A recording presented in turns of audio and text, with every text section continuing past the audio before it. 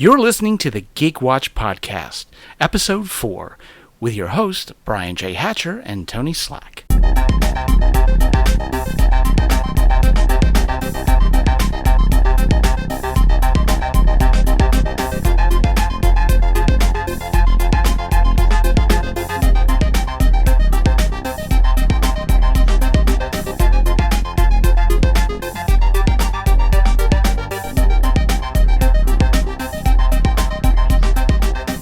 Hello, Geek Watchers, and welcome to this week's episode of the Geek Watch Podcast. My name is Brian J. Hatcher, and with me, as always, is the Simon to my Garfunkel, the Hall to my Oates, Tony Slack. Oh, I'm an Oates. Awesome, man. Oh, I'm the Oates. You're the Hall to my Oates. I'm Daryl. Yeah, that's right. I'm Daryl Hall. Okay, well, the ladies dig Daryl. Oh, there you go. Yeah, I'll take that. So I think this week is going to be a DC week. Why not? Yeah, absolutely. What's going on? A lot's going on in DC. First of all, one of the reasons we normally record on a Monday, and we're trying to get this done early because Tony needs to get home because Gotham, the season finale, is tonight. Yes, a 2-hour finale, too, and not too many shows actually run over into the month of June. We're usually done with, our regular TV on Fox and ABC by May, but here we are, the 1st of June, 2 hours left of Gotham. Big stuff tonight, too, man. Oh, yeah. So, you sound excited. Oh, yeah. Well, this whole season, anybody that's been watching it, they know that they brought in the Court of Owls. They've done a very interesting story interlinking the Waynes being actually murdered at the hands of the Court of Owls. Oh, okay. So, very interesting story there. It's made a lot of progress over the year. And tonight it all comes to a head with apparently the beginning of a new chapter, Ra's al Ghul. Oh, they're bringing that in. Okay. Yeah, and I don't know what is the reasoning behind bringing him in, but I know the Court of Owls knows that he's on his way. Oh, yeah. And I still don't know if they fear him, if they respect him, if he's going to be there to take them out, or what's going on. I mean, that name hasn't been brought up till last week. Oh, okay. But yeah, it's been a great season of Gotham. I mean, they've really developed the Riddler this year. The Riddler is the Riddler now. Edward Nygma is not wanting to be that name anymore. He's leaving bombs and puzzles and riddles, and he's got everything going for him except the actual question marks on the suit at this point. Wearing the green suit, got the cane and the top hat. Looks awesome in character. Penguin, he has come along greatly. He is just an awesome character on that show. I mean, probably one of the best characters they've got. But all of them. Ben McKenzie's Gordon, amazing.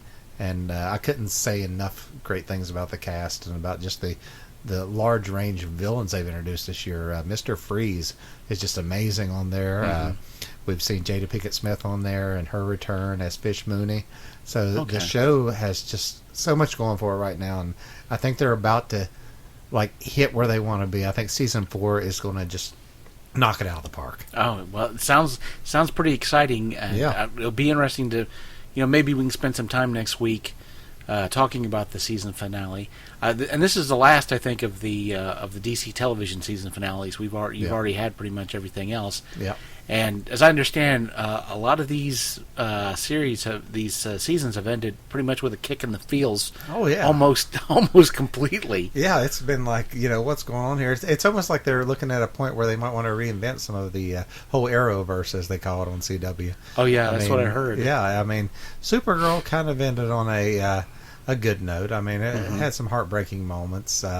Nothing too noteworthy today, but it was the return of Superman on there, which was awesome to see. We actually got to see the first battle between Superman and Supergirl, and Supergirl knocked his lights out, and he literally told her that he was going full strength, and you whooped my butt. You're the savior of mankind. Wow! So it was a very impressive moment for fans of Superman and Supergirl. The Flash ended with Barry being pulled into the Speed Force. Yeah, that's what I heard. And I'm like, what? Okay. Yeah. Well, you just kind of your main character just left. Yeah, he just left. But the cool thing is we have Kid Flash that's there now. We'll see if he's going to step up and be a hero. And we've got several other great characters on there, and not to mention all these universes just mingle and mix. So who's to say Supergirl doesn't step in or Arrow doesn't step in to help out in his absence? But then we've got Arrow, which really just wanted to shock us by saying, hey, let's put Ollie on a boat and let's kill everyone else. Oh, yes. Literally. Oh yeah, I actually saw a reaction video about that ending, and it's like the guy that was doing the reaction. Yeah. It's like after it happened, it's about a minute of him sitting there staring at the TV, not saying a word, and then it just fades to black. Yeah, you're a little bit upset. I mean, just every character literally is on this island, including the return of Deathstroke, Manuel Bennett, who was just amazing in this episode. I mean, I've already seen that there is an outcry from the fans wanting a Deathstroke series that I really don't want to see because I don't want to oversaturate the DC universe on television. Right. But I do want to see more of him on Arrow because he is just badass on there. I mean, he is Deathstroke from the comics, and what they did in this episode with him was actually made him the good guy / bad guy. He had actually been resolved of a lot of his sins. He had faced his demons, and you felt like this character all of a sudden had hope. He's apparently got a son out there that Ollie has promised to help him find if he helps him save his son. Right. So I think we've got a team up in the making there, and it's one that can never be trusted between the two of them. But True. I think it's what the TV show needs. Well, It's just a great addition. It's just an interesting kind of an odd couple sort of situation. Yeah. And I know I think there was a point in the season finale where you kind of got a little bit of a swerve where you thought you were kind of questioning Deathstroke's loyalties. Yeah. Because you thought he'd kind of turned on Ollie. Yeah, and it turned out it was all part of Ollie's plan. So it really redeemed Deathstroke again because you was like, oh man, Deathstroke did it again. He just screwed the good guys over again. And then it's like, wait a second, that was Ollie's plan. He was supposed to punch him in the face and knock him out. And it was genius because they really made you just go back and forth on what's Deathstroke's objective here. Oh, yeah. But in the end, he was loyal as far as we know. So if they survive the island, which I'm pretty sure they will, Yeah. I think we're going to see some Deathstroke next year, and I think it's going to be some pretty sweet action. Oh, it sounds good. Now my understanding also is John Barrowman's character took one for the team. Yeah, not cool. Yeah. Merlin just got taken out, Malcolm Merlin. And he got taken out by Boomerang.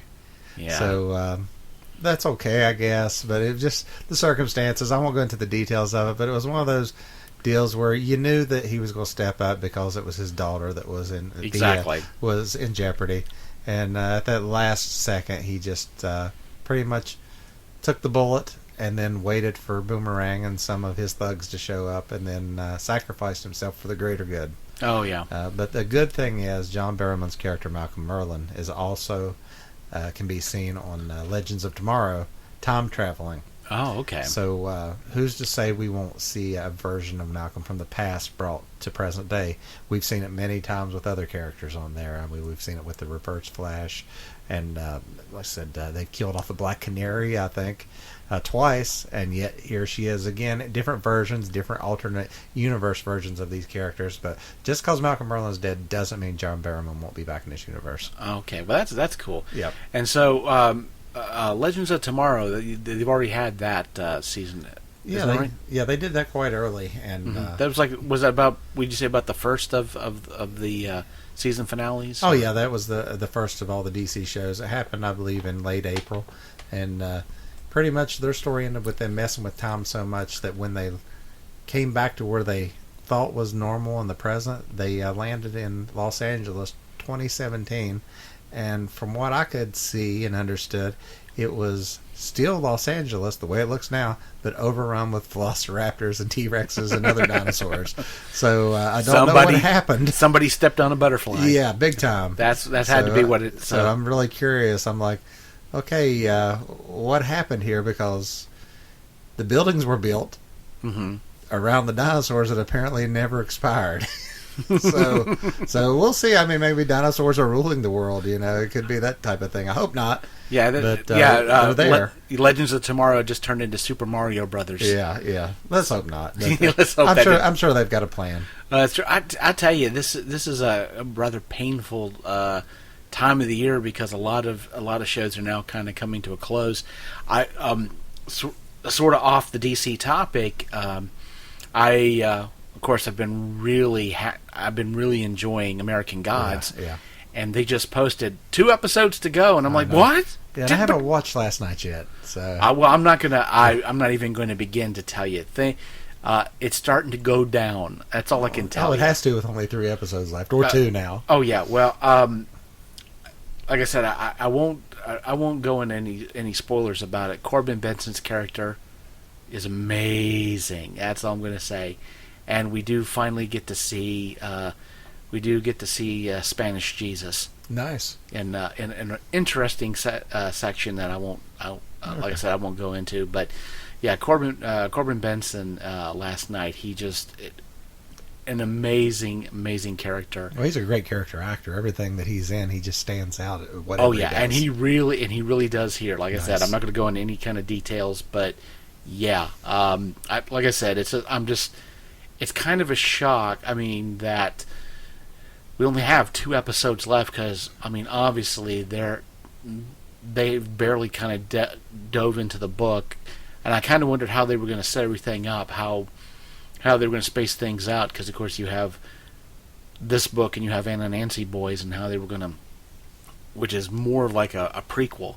Yeah. So I was kind of wondering how they were going to do the series, but apparently then this season is going to be a lot of kind of setting things up for the war. Yeah. And so, I mean, battle lines are being drawn, definitely. So, Well, and the thing is, a lot of our mainstream shows are over, but summer's also a good time for us. I mean, for fans of The Walking Dead, Fear of the Walking Dead began last night, and 2 episodes. And from what I understand, I haven't watched yet. There is one hell of a shocker in episode 2. If you care about those characters, I'm afraid we lost one last night. Yeah. Well, that's. I mean, that when you in a show that has Walking Dead in the title, just be prepared to get your heart broke. Yep. We got the Strain coming up. I don't know if we've got any fans out there that have watched that show. This is the final season of it. Yeah. They literally dropped a nuclear bomb at the end of last season on New York City.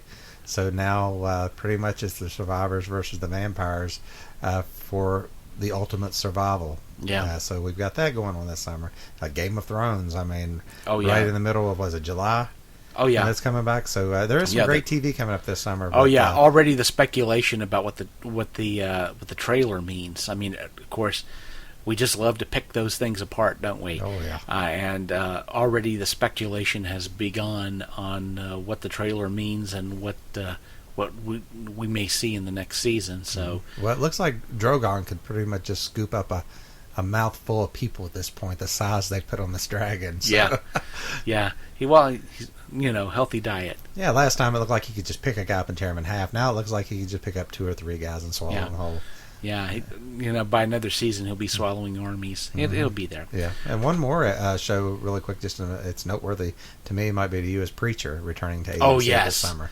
I'm a big fan of that show. I mean, the chemistry of the characters in that show just been amazing. Yeah.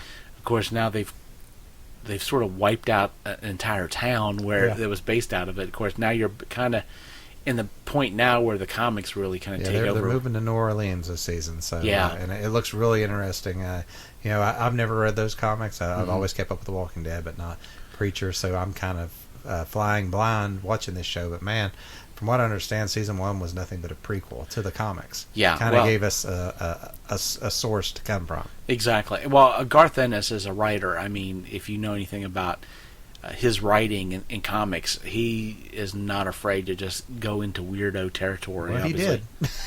Oh yeah, I mean that's just do it. Anybody out there who's not familiar with Garth Ennis, Google him, and it's just like the work that he does, and not just in Preacher, but in a lot of the comics that he does, is just very transgressive. Very let's see how we can stretch the medium and bring some stuff in it that you might not expect. I mean, that's his MO completely. Yeah, that's what he did with that season 1, because the one episode that just stood out to me, like, if you can take a chance on bringing God to the show and pull it off the way they did, then you're willing to take chances. And I thought that episode was going to be horrible as it started, but when it was over, I was like, that really worked for this story. As insane as crazy as that episode was, it really worked for the greater good of the whole story. Well, I mean, that's Garth Ennis' for you. The whole idea of, hey,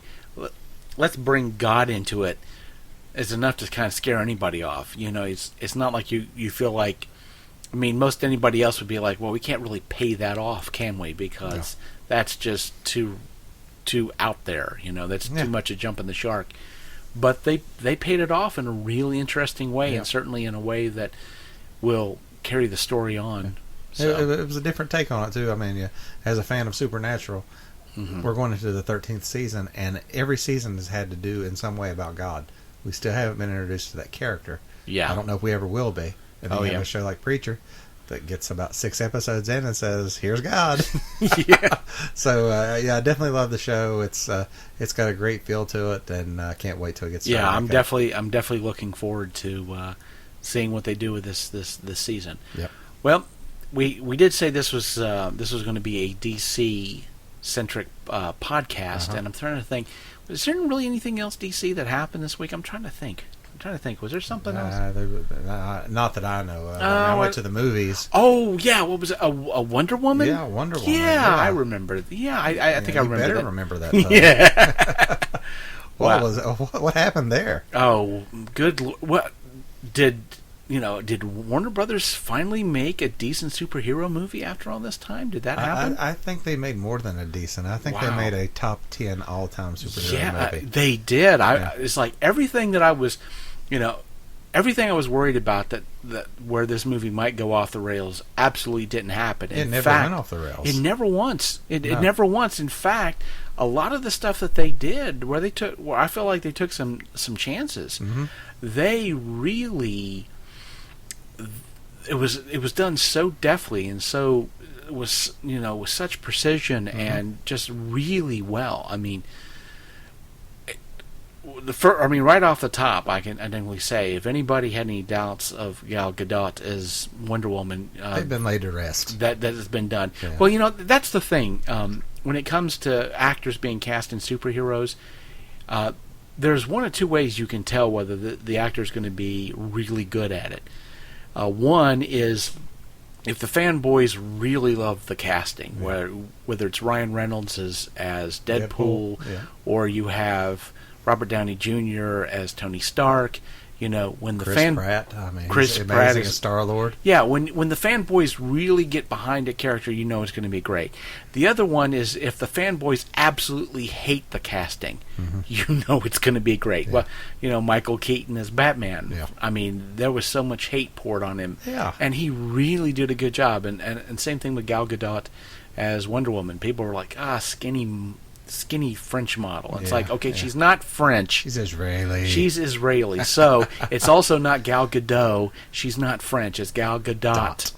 Yes, with a very authoritative T at the end. But man, she is Wonder Woman. Absolutely. She's so embodied that character. Yeah. There's 2 Wonder Womans now. I mean, we've got Linda Carter. Yes. Television, and we've got Gal Gadot, which they couldn't have went with a better choice. That's been proven beyond a shadow of a doubt with me. Oh yeah, I right now I couldn't see someone else doing that role right now. I really couldn't. And she really knocked it out. I mean, she knocked it out of the park. Chris Pine, amazing job as Steve Trevor. Oh yeah, and again, I mean, here you have. I mean, very often in these movies, especially when you have like a strong female lead or a co-lead. Very often, movies will do something which I consider to be pretty sexist, which is they'll take the male character and they'll really dumb that character down. Now, that doesn't really offend me to the point of, well, I'm a male, and that that offends me as much as it really just says, if you don't dumb the male character down, they're just going to completely overshadow the female lead. You mean like Chris Hemsworth in Ghostbusters? Well, kind of, sort of. Well, right? we're not. Well, let's not get off track. Let's not get off. I mean, enough dirt's been kicked on that. It's like we'd have to kind of dig up that dead horse to kick it around more. But I know where you're going with that. Yeah, but the thing about it is, we had, we had a strong female lead with Gal Gadot, and the thing is that. The writing and just the acting alone allowed Chris Pine to just absolutely just In some cases they say, that sometimes he could steal he could be a scene stealer.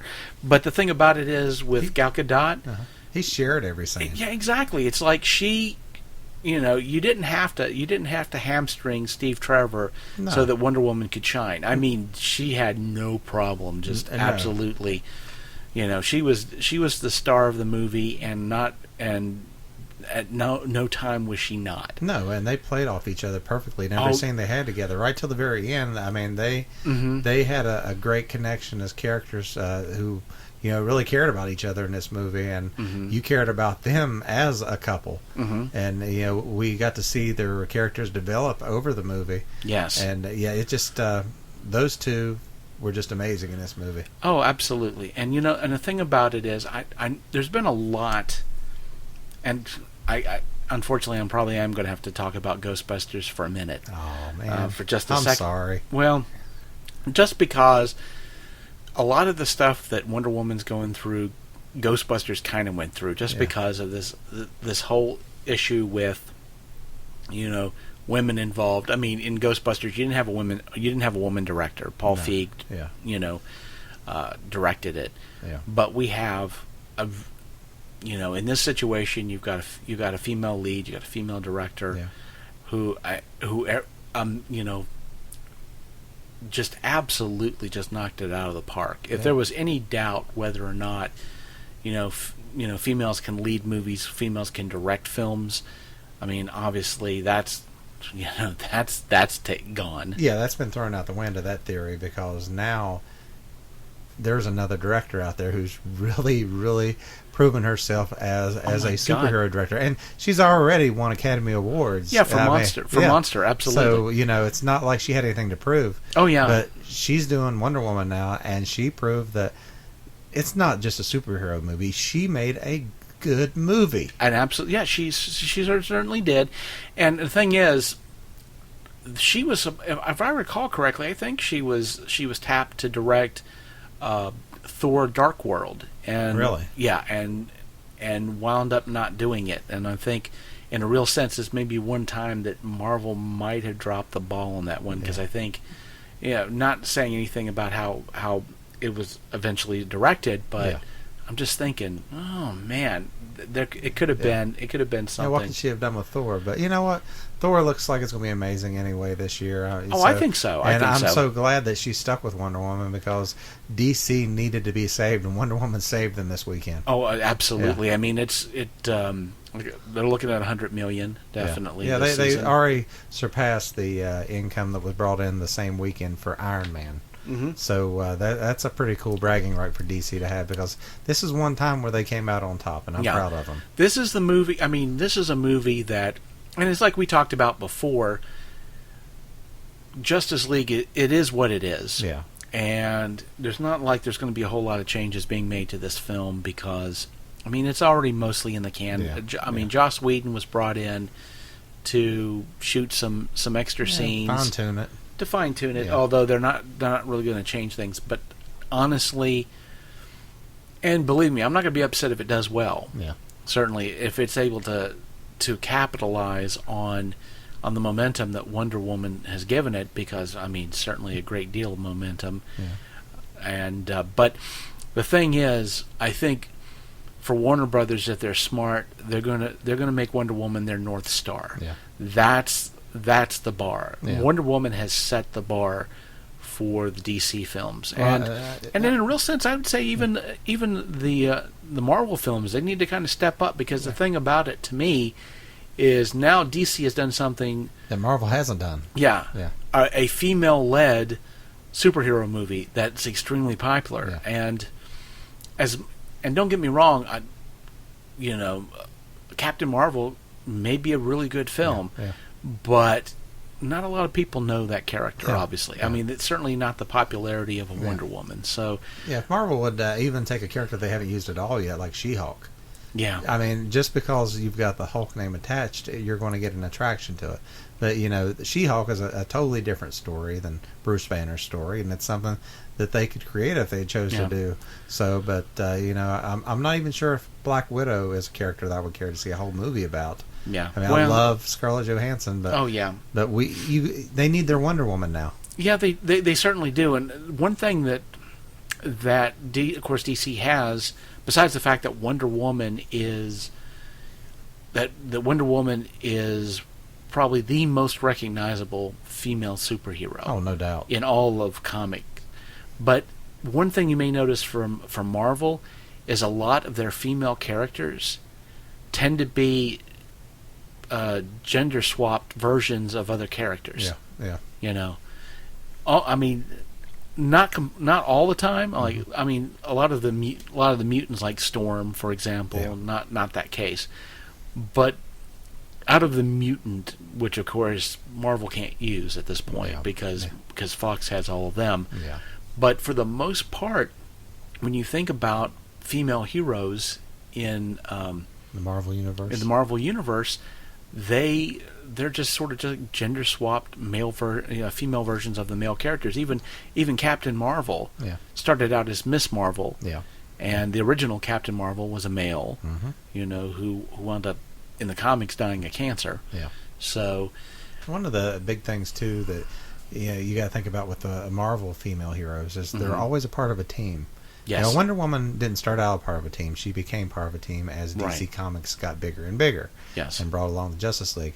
But when you think about the heroes in the Marvel universe, there's really no standalone females from the beginning like Wonder Woman that has developed into their own right. They're part of the X-Men. They're part of Fantastic Four. You know, all of them are a part of another team. Yeah, and here's something else too, which about not necessarily about the film itself, but something that I noticed that I found interesting. And this comes to marketing because, and I had said this. Kevin Pauly and I do a review show called The Real Deal, and we've gotten to where we're doing like live Facebook feeds after we see a movie. And we talked about Wonder Woman, and one of the things I think that we really discussed in that show was about how much Wonder Woman. I said that I wasn't sure whether Warner Brothers had learned their lessons from 3 films that didn't do as well as they had hoped, or if they didn't have the faith enough in Wonder Woman to micromanage it. Yeah. And I mean, obviously, they really dropped the ball in advertising this film. I mean, it's like I think there was like maybe 5 or 6 versions of the Wonder Woman trailer where at about the same time there was like 30 different versions of Guardians of the Galaxy. Yeah. But I will say this. One thing that I remember kind of thinking to myself was, I really hope that Wonder Woman does well, but I don't think it's going to be like a situation where you're going to see like Wonder Woman's sword as a toy somewhere for girls to be able to play with, because people don't. But it is. Yeah. I was in Books A Million, and it wasn't a pink sword with little flowers. No, it's an electronic sword that clangs and bangs when you swing it. And I was and that made me so happy. I can't tell you just how happy that made me. Yeah, and as a guy with 2 granddaughters, I've already bought them both the Wonder Woman Barbie.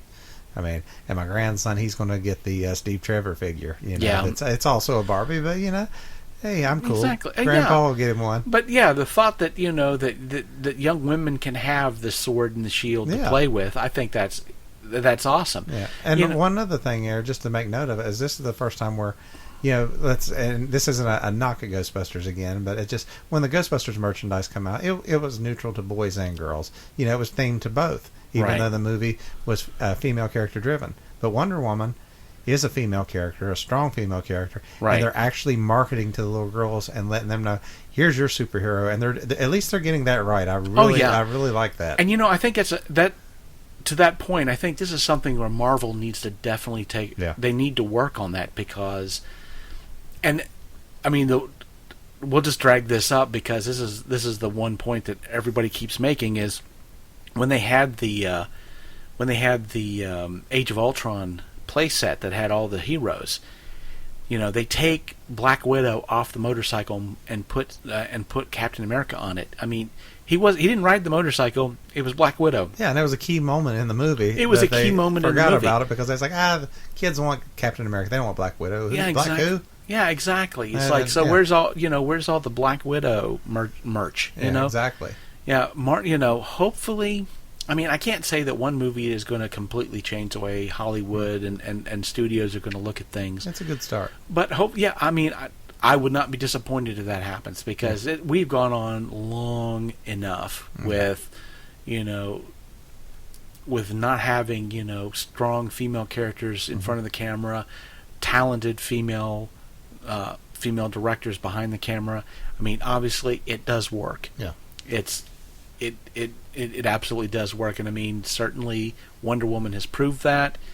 So let's, my hope, of course, is that that this is going to be the beginning of some really good stuff, not just for Warner Brothers, but just in genre movies in general. Because now that DC has proven that this can be done, what I hope is it expands DC's horizons. I hope that when the Flash and Aquaman come out, and even Cyborg, if that movie comes together, that these movies are going to be fun superhero movies. They're not going to take themselves so seriously. Because Wonder Woman was a serious movie. Don't get me wrong; they were fighting the Germans in World War One.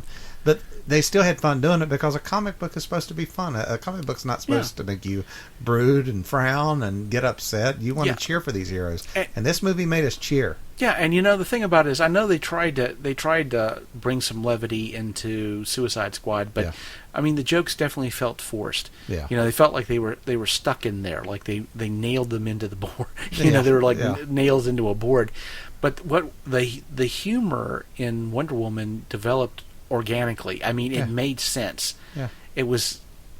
I mean, it felt so natural. It felt like it developed out of the story. It wasn't something somebody was trying to stick in because, they'd read somewhere that people wanted their superhero movies to be lighter, and so we better stick some jokes in there. Yeah, these jokes came naturally. I mean, the two funniest moments in the movie, to me, without going directly into them, it came between Wonder Woman and Steve. Yeah. Once was when he stood up out of a spa with nothing on at all. Yeah. And the other one was when they were laying in the boat right before they got to Britain. Oh, yes. And it was these little conversations that I heard people clapping and slapping their knee and laughing during these scenes. Oh, yeah. And I was too. So it was really good to see that this was a fun world. Well, and something else too, I'll just say briefly, is that of course part of the humor comes from this fish out of water situation that Wonder Woman finds herself in. Now, what's interesting is there's a parallel because Steve Trevor he's the fish out of water when they're in Themyscira, and then it switches, and Wonder Woman's sort of the fish out of water. But normally, fish out of water tends to be done really badly because what you do is you have a character that you make them very naive and kind of foolish, and it's like they've lived in this idyllic situation where they don't know how, quote unquote, the real world works. Yeah. And in this situation, it wasn't that way. I mean, Wonder Woman, she wasn't naive or she wasn't foolish. It's like she was in a different world that, in some ways, her situation, in some cases, makes a little bit more sense. You know? And with her, one of the big things where she just took note herself as the character was the fact that this was, what was this, like 1918, 1920? Right. And the women of that time were held back. They weren't allowed to vote. They were expected to dress and act a certain way. And here comes a strong, powerful woman who was like, "Yeah, this is ridiculous. This doesn't make any sense." No. And here's something else too. And I got to say this also, is that it could have been so easy for a movie that's trying to deliver some kind of message to turn out really preachy. Yeah. And that's happened a lot in films. But the thing about it is, not saying that they really, to use a quote, hid their light under a bushel. I mean, they made some really interesting statements. They certainly talked about the world at that time, and they certainly made a lot of points, but they were able to do it with such finesse that you didn't feel like you were getting ham-fisted. Yeah. Oh, see how terrible women had it back then. Yeah. I mean, you definitely knew, and you understood how stupid that was. And, but again, you could make it was, Patty Jenkins, the director, and this, along with the screenplay, they were able to make those points and make them really well.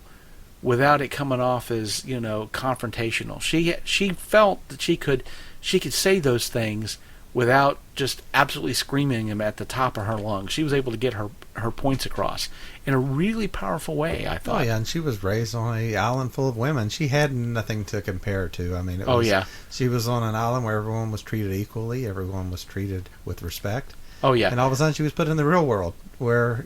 the so-called real world. Just a different world, really. Yeah, it was. It was a different world 100 years ago, and that's the world they brought her into. Oh, exactly. And the thing is, it didn't lessen her at all. No, it didn't.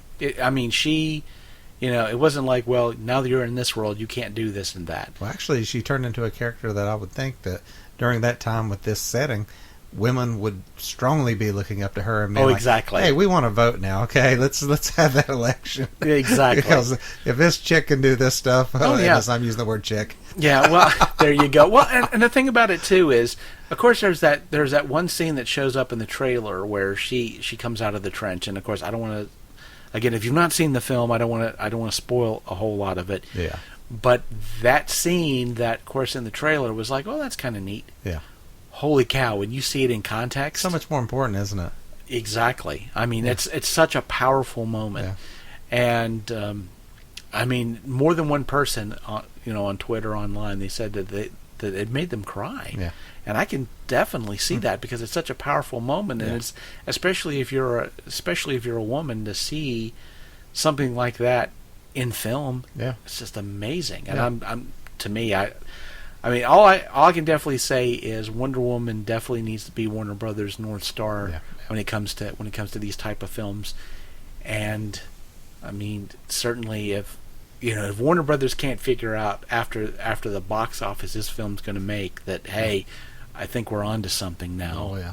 Then, who knows? Maybe they'll take this inspiration and they'll take more chances with their characters. I mean, we see where Marvel's at now. We went to movies like Ant-Man. We're having Wasp. Who's to say that DC can't now start saying, let's do a Hawkgirl movie?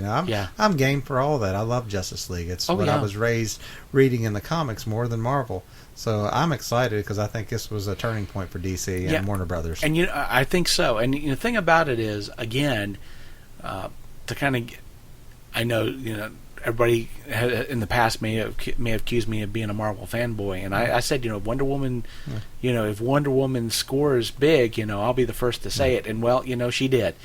But it's not a loss for Marvel. No.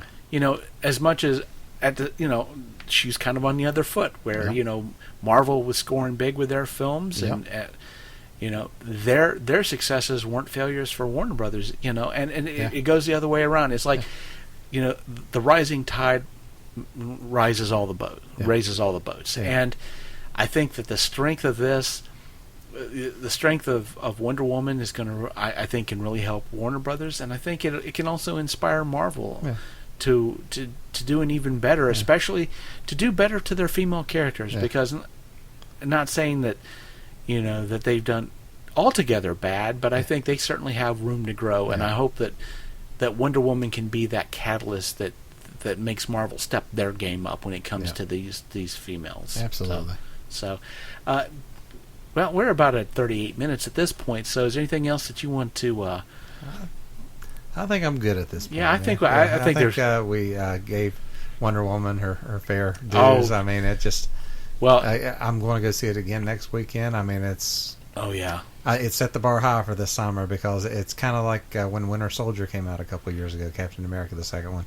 It set a really high bar for the rest of that summer, and I thought that was the best of what I saw that summer, and I'm afraid Wonder Woman might be the best of what we see this summer. I challenge movies to be better. It's going to be tough. It's going to take a lot. It's going to be tough, definitely. So, but I tell you what, it's a great time to be a geek. Absolutely. Yep. No problem geeking it out here, my friend. No doubt. So that'll be it for this week's episode of the Geek Watch podcast. And so for Tony Slack, this is Brian J. Hatchers telling all of you to stay geeky, my friends. Take care, guys.